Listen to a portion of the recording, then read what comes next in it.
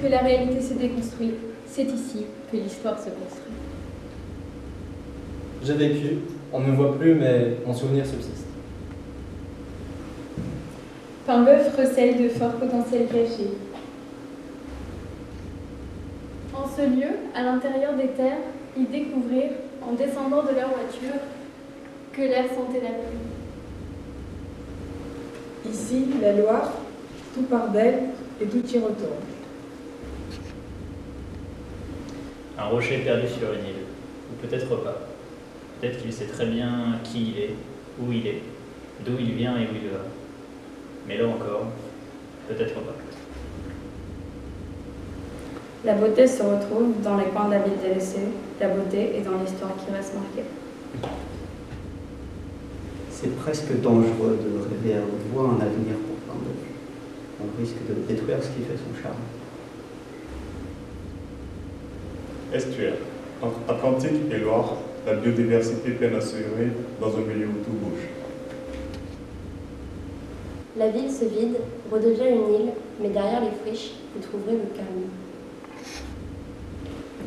Cachée derrière un épais feuillage, la ville enclavée offre pourtant des percées sur son arrière-pays, auquel elle fait dos. Le seul mot qui me vient pour Paimboeuf, c'est immobile. À l'image de ce puits recouvert, découvrir. Ne faut-il pas découvrir Paimboeuf à découvert? Paimboeuf, on y retrouve des potentiels cachés sur lesquels il faudrait lever les voiles du passé. Paimboeuf, entre terre et Loire, campagne et industrie, de l'imaginaire collectif à rendre possible. Mélange, superposition, échange, accumulation, un véritable terrain d'expérimentation.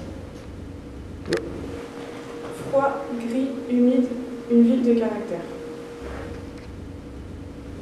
À Paimboeuf, tout n'est qu'une question de cadrage. L'estuaire, les quais, la gare, les champs. Des coulisses paimbotines mises en lumière.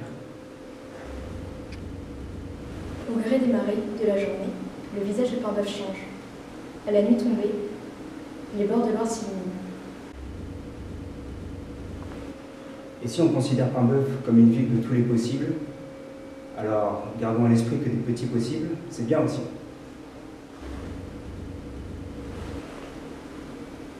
On leur fait coucou les petits gars.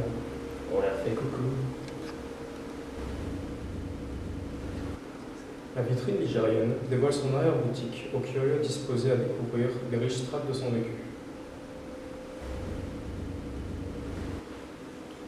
Le vent, le dernier paimbotin. Une encre rouillée étalée sur le sol, des rails usagés, qui sont bel et bien là, les vestiges du passé, ancrés et donnant une identité à la ville. Une longue lignée de maisons placées au fil de la Loire, telle une frontière entre la terre et le fleuve. Paimboeuf, une ville neutralisée par ses frontières. Étendue, dissimulée, cherchant à révéler son identité. L'insularité est ce qu'elle sous-tend. Isolement, dépendance, désuétude, ruralité, charme. Des perspectives mises en attente entre terre et fleuve. Paimboeuf, c'est une ouverture sur la Loire. Après une époque de prospérité, Paimboeuf, comme beaucoup de ses semblables, a décliné. Aujourd'hui, un patrimoine vacant est disponible pour écrire une nouvelle histoire. Paimboeuf est une ville qui est en train de perdre sa vivacité. Bière ou café? Ah ben merde, c'est fermé. Heureusement qu'il reste le vent pour me tenir compagnie. Ben, Paimboeuf, pour moi, je dirais un territoire immature, en pleine croissance. Fut un temps où cet aiguillage changeait les voies au train arrivant à Paimboeuf. À nous de remettre cette commune sur les rails d'une redynamisation.